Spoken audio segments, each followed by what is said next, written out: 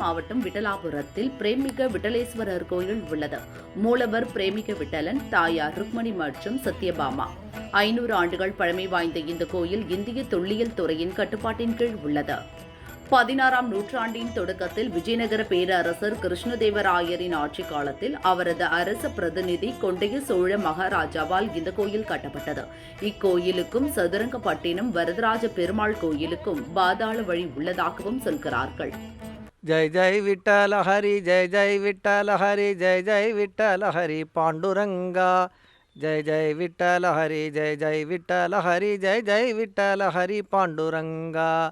புண்டலீகன் வரத்தை ஏற்று அன்று முதல் இன்று வரை அங்கேயே நிற்கின்றான் பாண்டுரங்கன். ஜெய் ஜெய் விட்டல ஹரி, ஜெய் ஜெய் விட்டல ஹரி, ஜெய் ஜெய் விட்டல ஹரி பாண்டுரங்கா. பாண்டுரங்கன் பாண்டுரங்கன் பாண்டுரங்கன் என்ற இந்த பெயர் நம் எல்லோரிடத்திலும் மிகவும் பிரசித்தமான பெயர். பாரத தேசம் முழுவதுமே, ஏன் உலகம் முழுவதுமே பாண்டுரங்கன் என்றாலேயே அந்த பெயரை உச்சரிக்கும் பொழுதே ஒரு குதூகலம் வந்துவிடும். காரணம் என்ன என்றால், அத்தகைய ஆனந்தமயமான மூர்த்தி அந்த பாண்டுரங்கன். அந்த பாண்டுரங்கனை பாடாத பக்தர்களே கிடையாது. அவ்வளவு உயர்ந்த ஒரு மூர்த்தி பகவான். பகவான் கிருஷ்ணனாக துவாரகையில் எழுந்தருளியிருந்த பொழுது பகவானுக்கு ஒரு ஆசை. என்ன என்றால், தான் துவாரகாதீசனாக உலகத்திலே எல்லோரும் கொண்டாடக்கூடிய ஒரு மனிதனாக உலகத்தில் வாழ்ந்து கொண்டிருக்கும் பொழுது தன்னால் தன்னுடைய பெற்றோர்களுக்கு எந்த சேவையும் செய்ய முடியாமல் தன்னுடைய காலம் வந்ததே என்று பகவான் மிகவும் தாபப்பட்டு கொண்டிருந்த வேளையிலே நாரத மகரிஷி ஒரு நாள் பகவானை தரிசிக்க வந்த பொழுது கிருஷ்ண பகவான் அவரிடத்திலே இந்த விஷயங்களை சொல்லி கேட்கிறார். அப்பொழுது நாரத முனிவர் கிருஷ்ணனிடத்திலே தெரிவிக்கிறார், பாரத தேசத்திலே சந்திரபாகா நதிக்கரையின் கரையிலே புண்டரீகன் என்றக்கூடிய ஒரு இளைஞன் தன்னுடைய வயதான பெற்றோர்களுக்கு சேவை செய்து கொண்டு அவர்களே தெய்வமாக பாவிக்கிறான் என்று சொன்ன உடனேயே பகவானுக்கு ஒரு சந்தோஷம். நம்மால் செய்ய முடியாத ஒரு விஷயத்தை செய்யக்கூடிய ஒரு மனிதன், அதுவும் வேதம் காட்டிய வழி. மாத்ரு தேவோ பவ பித்ரு தேவோ பவ, அன்னையும் பிதாவும் முன்னறி தெய்வம் என்று நம்முடைய பாரத தேசத்திலே பெற்றோர்களை கொண்டாடுவதுதான் முக்கியமான தர்மம், முதல் அறம் என்றே காண்பிக்கிறார்கள். தந்தை தாய் பேண் என்பதும் பெரியவர்களுடைய வாக்கு. அப்படி பெற்றோர்களை காப்பாற்றக்கூடிய, பெற்றோர்களையே தெய்வமாக வழிபடக்கூடிய ஒருவனை பார்க்க வேண்டும் என்ற ஆசை பகவான் கிருஷ்ணனுக்கு ஏற்பட்டது. பகவான் விரைந்து வந்தார் அந்த பீமா நதிக்கரையினுடைய சந்திரபாகா நதிக்கரைக்கு. அந்த புண்டரீகனுடைய ஆசிரமத்தினுடைய வாசலிலே நின்று கொண்டு பகவான் அந்த புண்டரீகனை பார்த்து புண்டரீகா புண்டரீகா என்று அழைக்கிறார். புண்டரீகனுக்கோ பகவான் வந்திருக்கிறான் என்பது காதிலே புறப்படுகிறது, கேட்பதனால் தெரிகிறது. ஆனால் மடியிலே பெற்றோர்களுடைய பாதங்களை ஏந்தி கொண்டு அவர்களுக்கு திருவடி சேவை செய்து கொண்டிருக்கும் பொழுது புண்டரீகனால் எழுந்து வர முடியவில்லை. பெற்றோர்கள் அயர்ந்து உறங்கிக் கொண்டிருக்கக்கூடிய ஒரு சந்தர்ப்பம். பகவான் கிருஷ்ணன் தெரிவிக்கிறான், நான் கிருஷ்ணன் வந்திருக்கிறேன். துவாரகையிலிருந்து எந்த பொழுதும் புண்டரீகனால் எழுந்து செல்ல முடியவில்லை. புண்டரீகன் பகவானிடத்திலே பிரார்த்திக்கிறான், என்னுடைய பெற்றோர்களுக்கு பணிவிடை செய்து கொண்டிருக்கிறேன், இந்த பணிவிடை நிறைவுற்றவுடன் நான் வருகிறேன், அதுவரை தாங்கள் காத்திருக்க வேண்டும் என்று வந்தவர்களுக்கு மரியாதையாக ஒரு ஆசனம் இட வேண்டும் அல்லவா? அப்படி ஒரு ஆசனம் அவனிடத்திலே அந்த பர்ணசாலையில் என்ன பெரிய ஆசனம் இருந்திடும். அங்கே இருந்த ஒரு செங்கல்லை தூக்கி பகவான் இருக்கும் பக்கத்திலே நகட்டி விட்டு, இந்த செங்கலிலே தாங்கள் எழுந்துள்ள வேண்டும் என்று கேட்டான். பகவான் எப்பேற்பட்ட பகவான்! சென்றால் குடையாம், இருந்தால் சிங்காதனமாம், நின்றால் மரவடியாம் என்று பகவான் செல்லுமிடத்திலெல்லாம் ஆதிசேஷ பகவான் சென்று நடக்கும் பொழுது குடையாகவும், இருக்கும் பொழுது இருக்கையாகவும், படுக்கும் பொழுது பாயாகவும் நிற்கும் பொழுது மரவடியாகவும் இருக்கக்கூடிய அந்த ஆதிசேஷன் தாங்கக்கூடிய அந்த தாமரை திருவடி பகவான் புண்டரீகன் அன்போடு அளித்த அந்த செங்கலின் மேலே ஏறி நின்று கொண்டார். அந்த செங்கலின் மேலே ஏறி நின்று கொண்டு நிதானித்து கொள்ள வேண்டும் இல்லையா? ஆகையினால் தன்னுடைய இடது கையிலே சங்கை பிடித்து கொண்டு வலது கையையும் இடது கையையும் தன்னுடைய இடுப்பிலே ஏந்தி கொண்டு புண்டரீகனுடைய வருகைக்காக பகவான் காத்திருந்தார். எப்பேற்பட்ட பகவான்! தேவர்கள் அனைவரும் வைகுண்டத்தினுடைய வாசலிலே பகவான் ஸ்ரீனிவாசனுடைய தரிசனத்துக்காக காத்திருக்கக்கூடிய நிலையிலே துவாரகையிலே துவாரகாதீசனாக இருக்கும் பொழுது இந்த பூமியில் இருக்கக்கூடிய அத்தனை அரசர்களும் அவனுடைய தரிசனத்துக்காக காத்து கொண்டிருக்கும் பொழுது அந்த பகவான் பெற்றோர்களை பூஜித்த ஒரே காரணத்தினால் புண்டரீகனுடைய வீட்டு வாசலிலே, அதுவும் அவன் இட்ட செங்கலிலே நின்று கொண்டு புண்டரீகனுடைய வருகைக்காக காத்திருந்தான்.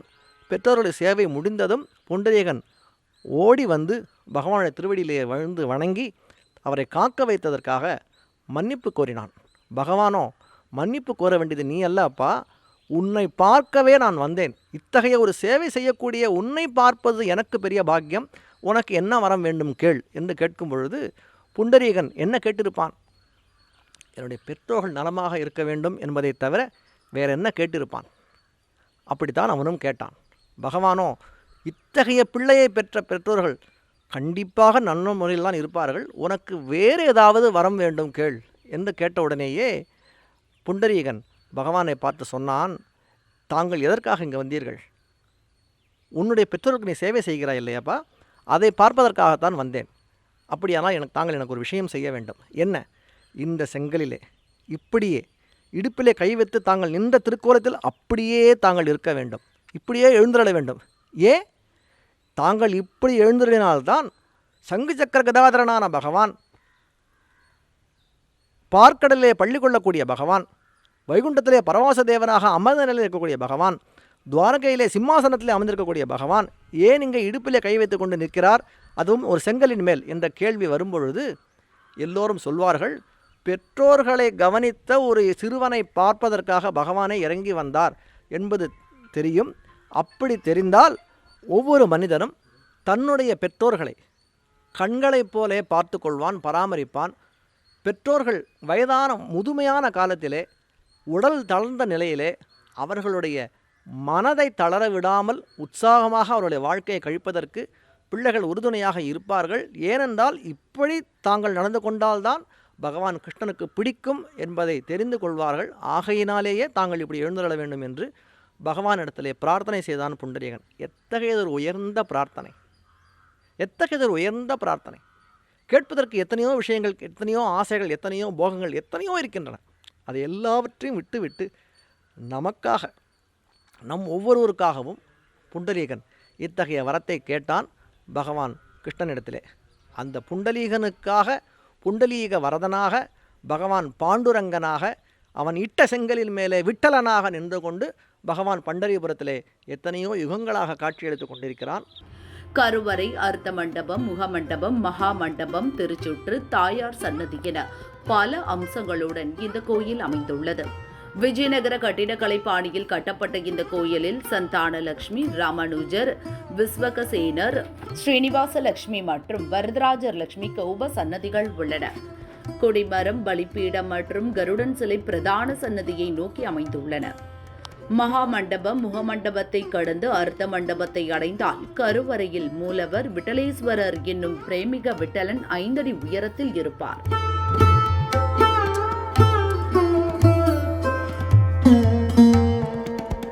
இடுப்பில் கையை வைத்தபடி பாண்டுரங்கன் மிக அழகாக இருக்கிறார். பொதுவாக பாண்டுரங்கன் ருக்மணி தாயாருடன் மட்டுமே இருப்பார். கோயிலின் ஒரு தனி சிறப்பாக அவர் ருக்மணி சத்யபாமா தாயாருடன் வீற்றிருக்கிறார். கருவறை தரைமட்டத்தில் இருந்து 4 அடி உயரத்தில் உள்ளது. அந்த பண்டரிபுரத்தில் கூடிய பாண்டுரங்க பகவான் வேதங்களால் தொழப்பட்ட பகவானாக இருந்தாலும், ஆகமங்களால் வழிபடக்கூடிய பகவானாக இருந்தாலும், சாமானிய பக்தர்களுக்காக, பாமர ஜனங்களுக்காக தன்னுடைய நிலையை அவர்களுக்கு சமமாக ஆக்கி கொண்டு அவர்கள் எல்லோராலும் இயன்றது ஒரே ஒரு விஷயம் என்ன என்றால், எல்லோரும் பகவானுடைய பெயரை பாடுவது, பகவானுடைய பெயரை பாடுவது. அந்த நாமசங்கீர்த்தனம் எல்லோராலும் நாமசங்கீர்த்தனத்தினால் வழிபடக்கூடிய ஒரு அரிய மூர்த்தியாக, எளிய மூர்த்தியாக இந்த பண்டரிபுரத்தில் எழுந்தருளிருக்கின்றான். எண்ணற்ற சாதுக்கள் ஒவ்வொருவரும் குடும்பத்தில் இல்லறத்தில் இருந்தவர்கள்தான். ஒவ்வொருவரும் தங்களுக்கென்று ஒரு தொழிலை நியமித்து கொண்டு அந்த தொழிலை செய்து வந்தவர்கள்தான். அவர்கள் ஒவ்வொருவரோடும் கூட தானும் ஒருவனாக இந்த பாண்டுரங்கன் நின்று கொண்டு அவர்கள் வாழ்க்கையிலே அவர்களுக்கு தளர்ச்சி வரும்பொழுதெல்லாம் அவர்களை தாங்கி பிடித்து ஒரு உயர்ந்த தெய்வமாக அவர்களை உலகமே கொண்டாடும்படியாக பாண்டுரங்கன் அவர்களை கொண்டாடினான். அத்தகையதொரு மூர்த்தி நாமசங்கீர்த்தனம், ராம கிருஷ்ண ஹரி. இன்றும் பண்டரிபுரத்திலே சென்றோமானால் சாதுக்கள் ஒருவரை ஒருவர் பார்க்கும் பொழுது, பக்தர்கள் ஒருவரை ஒருவர் பார்க்கும் பொழுது ராம் கிருஷ்ண ஹரி என்று தங்களுடைய வணக்கங்களையும் வாழ்த்துக்களையும் தெரிவித்துக் கொள்வார்கள். அந்த ராம் கிருஷ்ண ஹரி என்கிற அந்த 3 பெயர்களும் சேர்ந்து ஒரே சொல்லாக அங்கே இருக்கும். அந்த ராமகிருஷ்ண ஹரி என்கிற மந்திரத்தினுடைய ஒரு வெளிப்பாடு எதிலிருந்து என்றால் வேதத்திலே கலிசந்திரன உபனிஷத்திலிருந்து வந்த ஒரு மந்திரம். ஹரே ராம ராம ராம ஹரே ஹரே, ஹரே கிருஷ்ண கிருஷ்ண கிருஷ்ண ஹரே ஹரே, ஹரே ராம ராம ராம ஹரே ஹரே, ஹரே கிருஷ்ண கிருஷ்ண கிருஷ்ண ஹரே ஹரே. இதற்கு கலிசந்திரன உபனிஷத்தில் இருக்கக்கூடிய மகாமந்திரம் என்று பெயர். மகாமந்திரம், பெரிய மந்திரம். எத்தகைய பெரிய மந்திரம்! கலியையும் பலி கொள்ளும் துளி நியமமும் இல்லாத கீர்த்தனம். இத்தகைய மந்திரம் கலியினுடைய கொடுமையை அடக்கக்கூடிய மந்திரம். கலி என்பது நம்முடைய மனதிலே எப்பொழுதும் தாபத்தையும் துன்பத்தையும் துயரத்தையும் குழப்பத்தையும் விளைவிக்கக்கூடியதான இந்த கலியினுடைய கொடுமையிலிருந்து நம்மை காக்கக்கூடிய மந்திரம் இந்த ஹரே ராமா மகாமந்திரம். இதிலே ஹரே என்கிற நாமாவும் ராமா என்கிற நாமமும் கிருஷ்ண என்கிற நாமமும் இருக்கிறது. இதிலிருந்து எடுத்த ராமகிருஷ்ண ஹரி என்கிற இந்த ஒரு மகாமந்திர சொல்தான் பண்டரிபுரத்திலே இந்த பகவானுக்கு மிக உயர்ந்ததான ஒரு வழிபாடாக அமைகிறது. வெளிப்பிரகாரத்தில் முதலில் சந்தானலட்சுமி தாயார் தனி சன்னதியில் 4 திருக்கரங்களோடு அமர்ந்த கோலத்தில் காட்சியளிக்கிறார். இதைத் தொடர்ந்து சுற்றுப்பிரகாரத்தில் 3 சிறிய சன்னதிகள் ஒரு சேர காட்சி தருகின்றன. முதல் சன்னதியில் ஸ்ரீனிவாச பெருமாளும் தாயாரும் அருள் தருகிறார்கள். அடுத்த சன்னதியில் வரதராஜ பெருமாளும் தாயாரும் காட்சி தருகிறார்கள். 3வது சன்னதியில் ராமானுஜரும் விஸ்வகணேஸ்வரும் வீற்றிருக்கின்றனர். ஒரு சிறிய சன்னதியில் பக்த ஆஞ்சநேயர் நின்ற திருக்கோலத்தில் காட்சி தருகிறார். கோயிலில் ஒவ்வொரு ஏகாதசி தினத்தன்றும் காலை 9 முதல் 12 மணி வரை திருமஞ்சனம் நாம சங்கீர்த்தனத்துடன் பூஜைகள் நடக்கிறது. இது தவிர கார்த்திகை ஏகாதசி, ஆஷட ஏகாதசி, யுகாதி, மகாசிவராத்திரி, கிருஷ்ண ஜெயந்தி, வைகுண்ட ஏகாதசி போன்ற உற்சவங்கள் வெகு விமர்சையாக கொண்டாடப்படுகின்றன. விட்டலேஸ்வரர் சிவனின் ஒரு அவதாரம் என்பதால் வைகுண்ட ஏகாதசி போலவே மகா சிவராத்திரியும் இங்கு கொண்டாடப்படுவது விசேஷம். அந்த பாண்டுரங்கனை பாரத தேசம் முழுவதும் எத்தனையோ அன்பர்கள் கொண்டாடுகிறார்கள். அப்படி கொண்டாடும் பொழுது விஜயநகர சாம்ராஜ்யத்திலே பாண்டுரங்கனுடைய ஒரு கிருபைக்கு பாத்திரமான எத்தனையோ மன்னர்கள் இருந்தார்கள். அவர்களிலே கிருஷ்ணதேவராயர், அவருடைய குமாரர் சதாசிவராயர், இவர்களுடைய ஆட்சி காலத்திலே தமிழகத்திலே கட்டப்பட்ட இருக்கிறதுலேயே மிகவும் மூத்ததான ஒரு திருக்கோவில் இங்கே இருக்கக்கூடிய இந்த விட்டலாபுரம் திருக்கோவில். கிட்டத்தட்ட 500 ஆண்டுகளுக்கு முன்பாக இந்த தற்பொழுது இருக்கக்கூடிய கல்பாக்கம், மகாபலிபுரம், செங்கல்பட்டு, திருக்கழுகுன்றம் இவற்றுக்கு நடுவிலேயே இருக்கக்கூடிய இந்த விட்டலாபுரம் என்கக்கூடிய இந்த க்ஷேத்திரம். விஜயநகர சாம்ராஜ்யம் இங்கே நடந்ததற்கான ஒரு அறிகுறிகள் செங்கல்பட்டிலே அவர்கள் இருந்த கோட்டை இருக்கிறது. அந்த கோட்டையிலே ஒரு ஆஞ்சநேய சுவாமி இருக்கிறார். இன்றும் அவருக்கு கோட்டை ஆஞ்சநேயர் என்று தான் பெயர். அந்த செங்கல்பட்டுக்கு மிக அருகிலேயே இந்த விட்டலாபுரம் க்ஷேத்திரம் இருக்கிறது. இந்த இடத்திலே பகவான் பாண்டுரங்கன் இடுப்பிலே கை வைத்த திருக்கோலத்திலே ருக்மணி, சத்யபாமா ஆகிய 2 தேவிகளோடு கூட அழகாக எழுந்தருளியிருக்கிறார். இந்த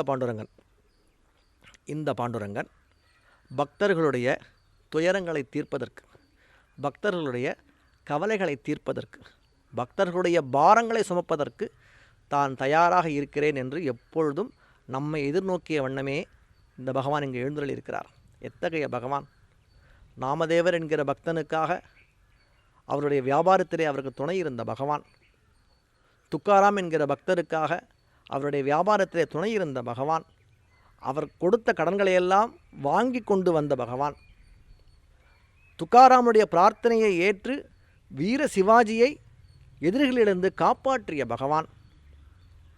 சேனாநாயி என்கிற ஒரு சிகை அலங்கார பக்தர், சிகையலங்காரம் செய்யக்கூடிய பக்தர், அவருக்காக அவனுடைய தொழிலை தானே மேற்கொண்ட பகவான். ரைதாஸ் என்ற பக்தருக்காக அவருடைய தொழிலே உதவி செய்த பகவான்.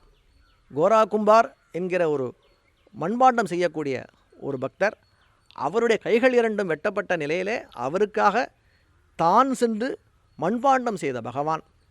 இப்படி ஒவ்வொருவருக்காகவும் அவரவருடைய தொழிலிலே அவன் உறுதுணையாக நின்று செய்யும் தொழிலே தெய்வம் என்பார்களே, தெய்வமே செய்த தொழில்கள் இவையெல்லாம்.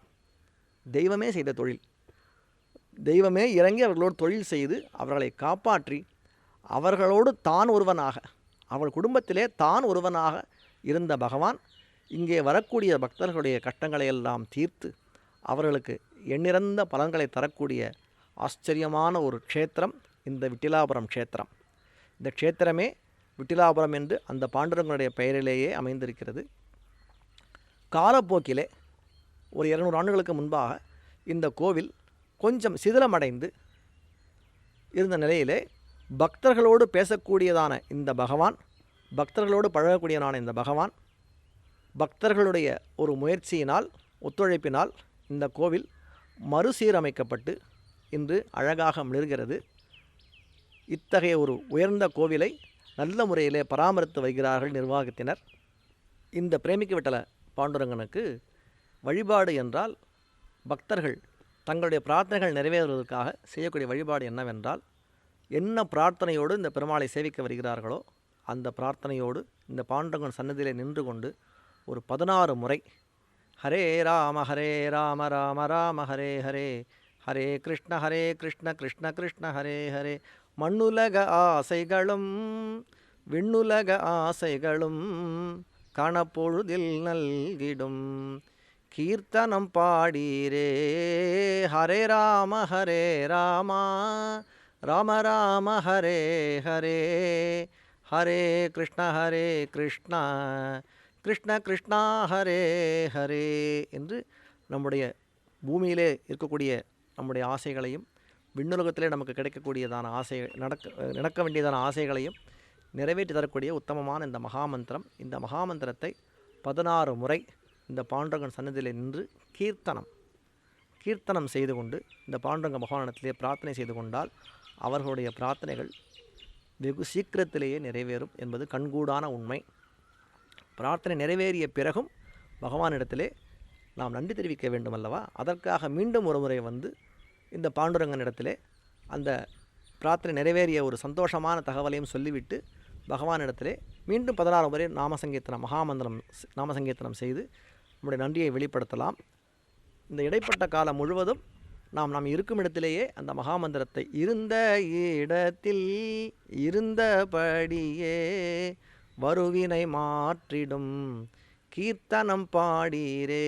நம்முடைய வினைப்பயன்களால் நமக்கு ஏற்பட்ட சிரமங்கள் தீர்வதற்கு நாம் இருந்த இடத்திலேயே இருந்தபடியே இந்த மகாமந்திர கீர்த்தனத்தை செய்து கொண்டே வந்தோமேயானால் நம்முடைய பிரார்த்தனைகள் அனைத்தும் விரைவாக நிறைவேறும். நிறைவேறிய பிறகு இந்த பாண்டுரங்கனை வந்து மீண்டும் ஒரு முறை தரிசித்து மகாமந்திர கீர்த்தனத்தோடு அவருக்கு நன்றி தெரிவித்துக் கொள்ளலாம்.